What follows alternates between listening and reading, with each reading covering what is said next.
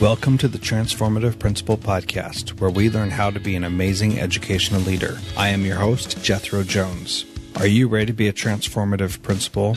I'm looking for about 10 people who are ready to do what it takes to lead with integrity, find balance, and take your school to the next level.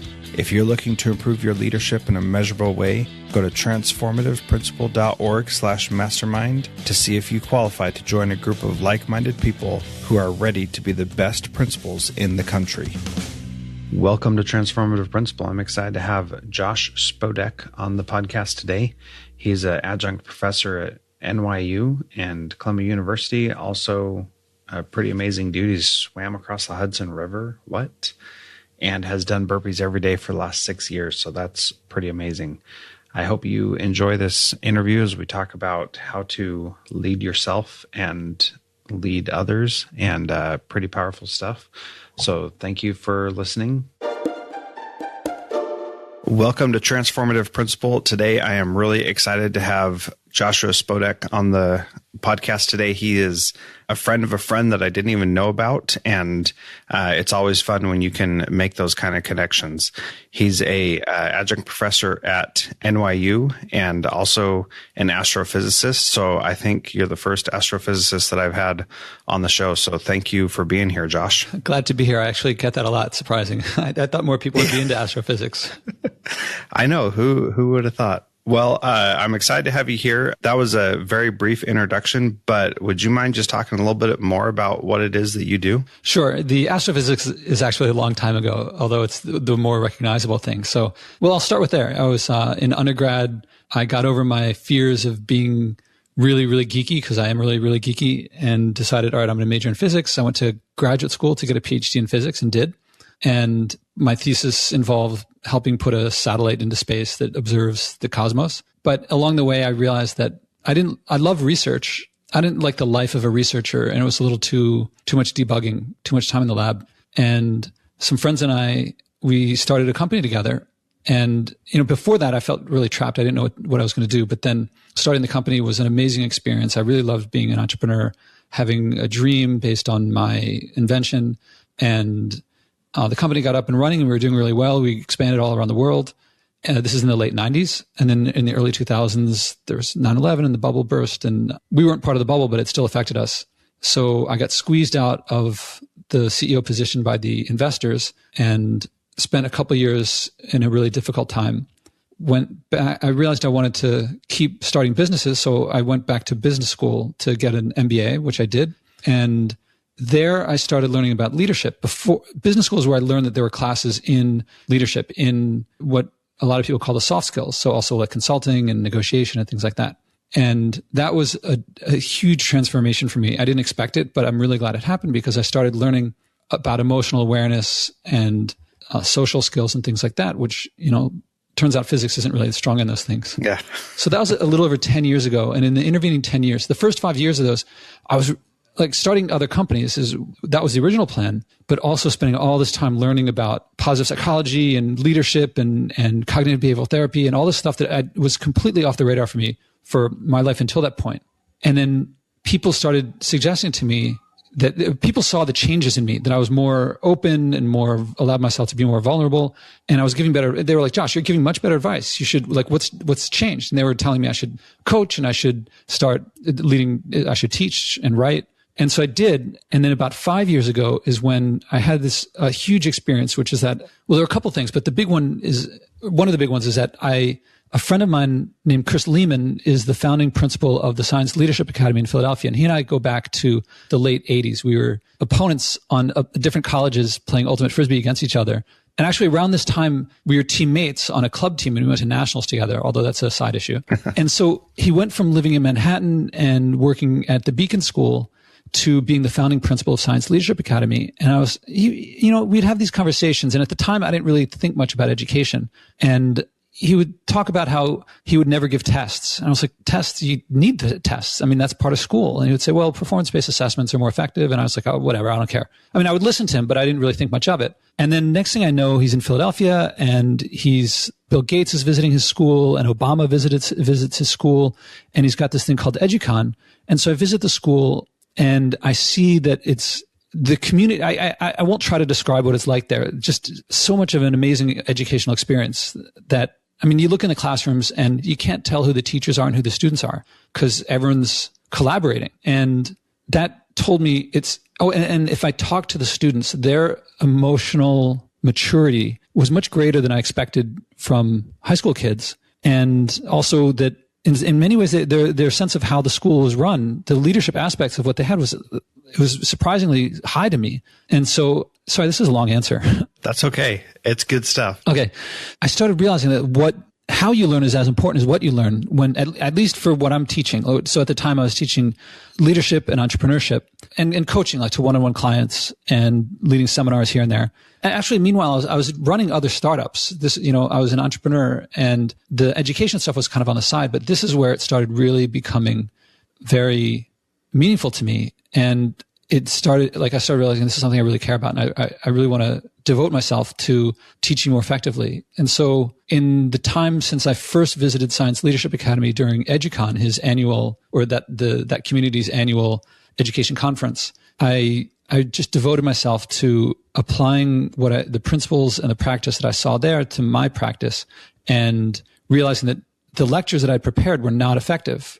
I mean, they're effective at something. I mean, if someone doesn't have any leadership awareness at all, better to be lectured at than nothing, which is what I got in school. I got lectured at and we did case studies, but not a whole lot of active learning in business school. And then so in the past 5 years, it's been incorporating what I learned there, along with some other stuff that I learned of teaching more effectively and I should mention along the way, I was going to all these incubators around Manhattan and talking to them about, maybe I could help your entrepreneurs. And that led me to talk to someone at NYU who hired me to teach at NYU. And so that's how I began teaching at NYU, was through promoting myself and as a teacher to entrepreneurs. Long answer. Yeah. So there's a lot of stuff there. I think you might be interested to know that the school district I work for, Kodiak Island Borough School District, has a high school team that won it's called the NASA Whirlwind Europa Challenge, which is an international competition designed for universities and research teams and things like that. And anyway, what they did is they are working with NASA high school students. So, much like what is happening at SLA, they are working with NASA to do earthquake forecast systems that uses particles in the air to identify when an earthquake is about to happen. Anyway, for 2 years in a row, they've won that competition in Europe. Anyway, cool things that are happening.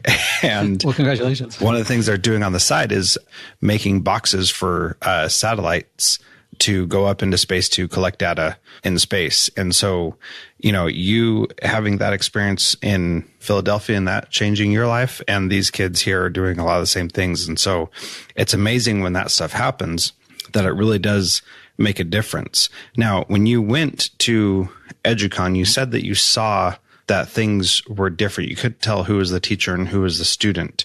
And how does that work in a university setting where you're at? Because it's very clear who the professor is and who the students are. So how do you adjust that in what I perceive as a strict, structured college atmosphere that is not typically like that?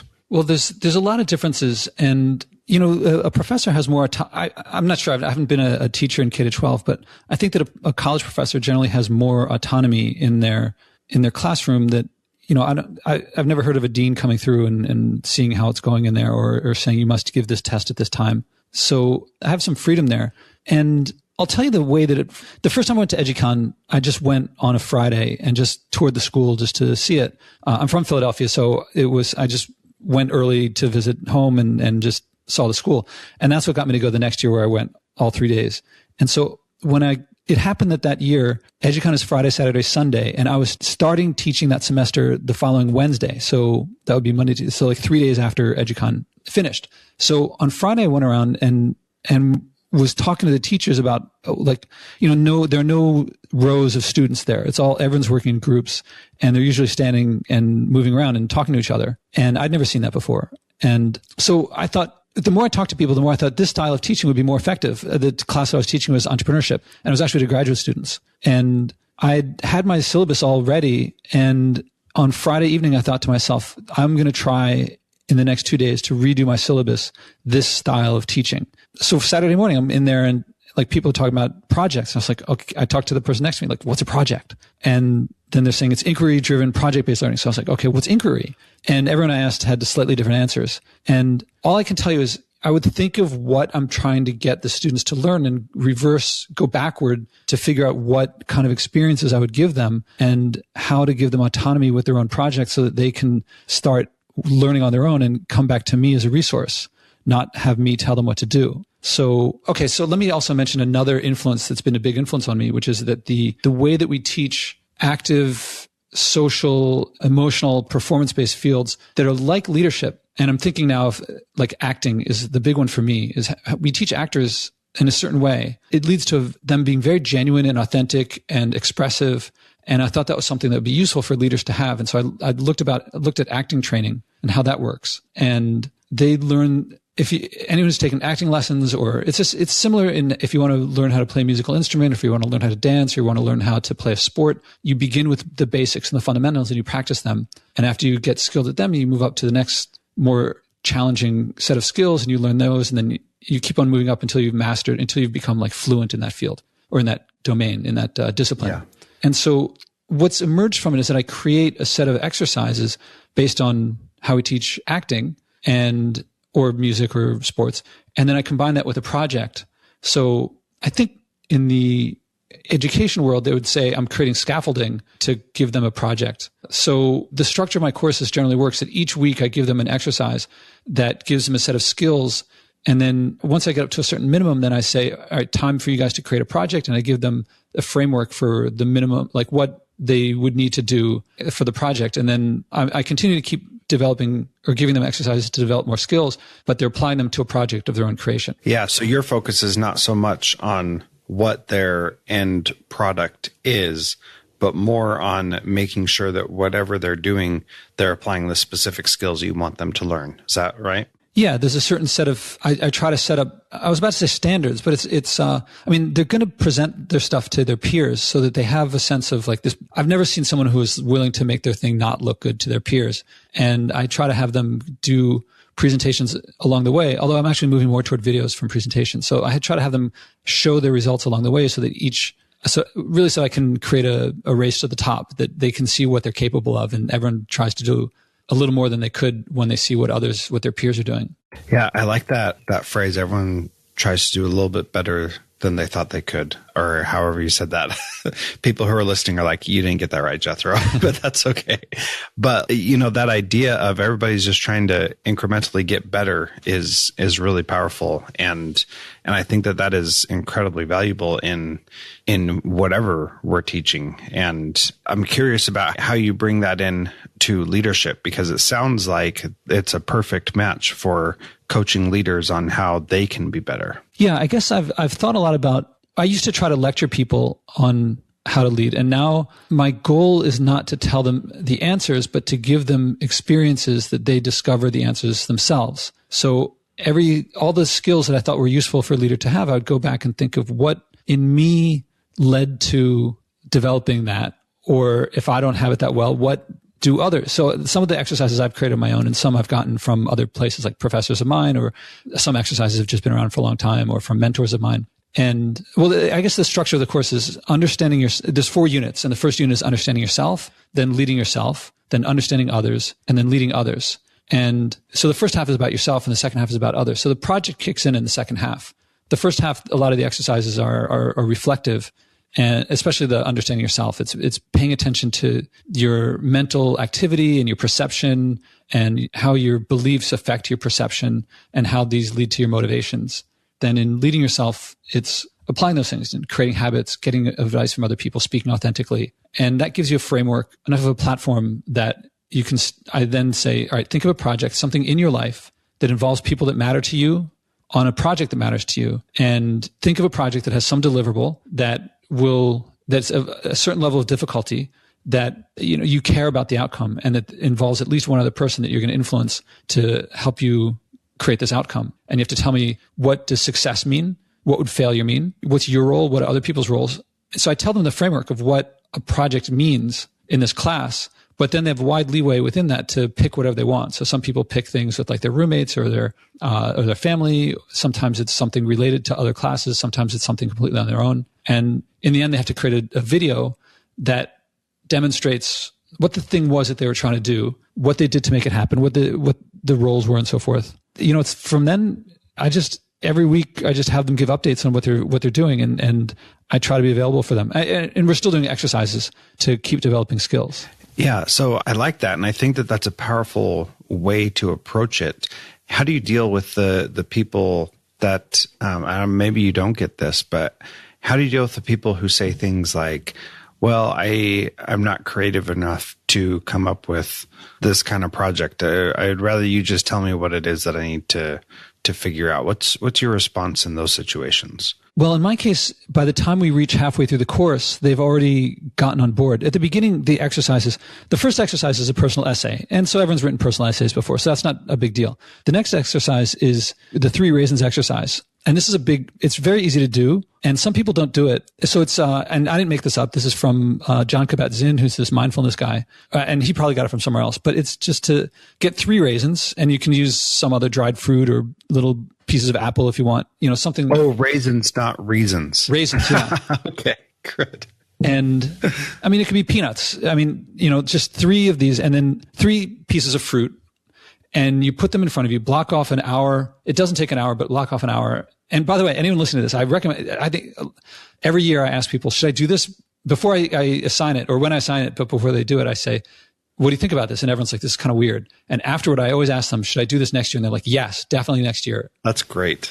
And it's experiential. This is to give them a taste of, this is stuff you cannot learn. I cannot lecture you what a raisin tastes like when you really pay attention to it. And the exercise is to eat the raisins completely mindfully, using all of your senses as if you'd never seen a raisin before. And one of the common things that happens is, like, people notice I've been eating raisins my whole life, but I haven't really paid attention to the flavor. And now that I pay attention to it, I realize there's flavors that I haven't noticed for a long time. And it takes you back to the early times you've eaten raisins. And then a lot of people start thinking about, how did this raisin get here anyway? It was a grape on a vine. I don't even know where, maybe California. And so maybe someone drove it here. And you start thinking about all these different things, and maybe you start noticing your environment more. And a lot of people notice, if I haven't paid attention to the flavors of the raisin before, what else have I been not paying attention to? Have I been not paying attention to the people around me, to the expressions on their faces, to the tones of their voices? What am I missing? And it's developing skills of focus and attention. And it doesn't give you more attention. It just points out that you can focus your attention more. And okay, so that we meet the next week, and most students will have done it and had some experiences like I talked about. And I'm kind of presenting it matter-of-factly, but a lot of students, they're like, oh my God, I can't believe what happened. This is amazing. And then the people who didn't do it are like, whoa, some people just sit down, eat 3 raisins, and 30 seconds later, they're done. And they come back and they're like, this is a waste of time. And then they hear what other people are doing and they're like, oh, I did it wrong. I better go do it again. And then there's a couple other exercises where if people didn't get on board, if they were just looking at this perfunctorily, they realize they're missing something. So by the time you're halfway through, they're not questioning this style of learning. They're saying, why aren't there more classes like this? And they're getting into it. And so I ramp up like that. And that came through experience. Yeah. And having that experience, I think, is incredibly, incredibly valuable for someone to start thinking about things that they take for granted, especially is something that we certainly need to do more of. And especially with kids. I spent 2 years living in Russia and had a much different experience over there than I had here in the States. And what was fascinating to me was that people still survive, people still live, but their lives, their experiences are so much different. And that taught me so much more about respecting other people and where they come from and their own personal stories than I could have ever imagined learning about. And so now, yeah, this is life-changing stuff. For my own life. Yeah. When you meet somebody new, then, you get a little tiny slice of them, but there's so much more that makes up that person that it's just incredibly powerful to think about all the different aspects of them as a person. And then you start looking at problems. And so I see how that overcomes the barriers to doing something that is going through those exercises that you're talking about. Yeah, I did. When I did 3 raisins the first time, probably about 10 years ago, I spent about 30 minutes eating 3 raisins. And I was just blown away at what I was noticing and what I didn't notice before. And when I did it, I had a bowl of pasta that I was going to eat after doing the raisins exercise. And so that bowl had gotten really cold. And so I reheated it. And then I twirled up the spaghetti on my fork like I normally would. And I was about to put it in my mouth. And I looked at how much spaghetti was on my fork. And I was like, I was going to eat that? Like, that's so much. I mean, ever since then, I've eaten less, like almost for years and years, up until not long ago. Every meal that I would notice it, I would at least 1 or 2 bites. I would close my eyes. You know, if I'm at a table, I don't tell people, hey, pardon me, I'm going to do this little 3 raisins remnant. I would just, pay attention to a few bites more than usual. And you eat less and you enjoy more. And it's moved me a lot more toward vegetables and fruits and fresh stuff.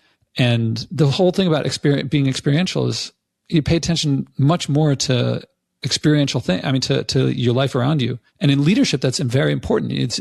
People can tell when you're not paying attention to them. People can tell. I mean, if you're in any leadership role, a principal with teachers or a teacher with students or parents with students, or, in my world, it's more of me as a professor with the students, but also as an entrepreneur, it's with various different constituencies. People know when you're not paying attention to them. People know when you're trying to get something from them to benefit yourself at their expense. And a huge part of what I teach is to pay attention to other people and be aware of what they're saying, what I'm saying is be empathetic. And it begins with being aware of your senses. It begins with self-awareness and how we process these things. Yeah, that's so powerful. We recently started mindfulness detentions. It's an awful word, but it's what we do when kids are tardy multiple times to class. And so I think doing something like the 3 raisins exercise will be a good thing to do during that time, and will, I'm sure, totally blow their minds, because I know exactly what they'll do the first time with the first raisin, and we'll have to coach them and say, no, don't do that. Eat this slower and really think about it. And I think that'll be a neat little experiment to try. So I'm going to do that, and I'll let you know how it goes, because I think that's really powerful. And our kids certainly need empathy and understanding and awareness of the people that they're interacting with. That was a great interview with Josh. We're going to continue next week. We're going to talk about his step-by-step courses and his books and how he learns to influence others' behavior. Transformative Principal is a proud member of the Education Podcast Network. Podcasts for educators by educators. Visit edupodcastnetwork.com for more great podcasts.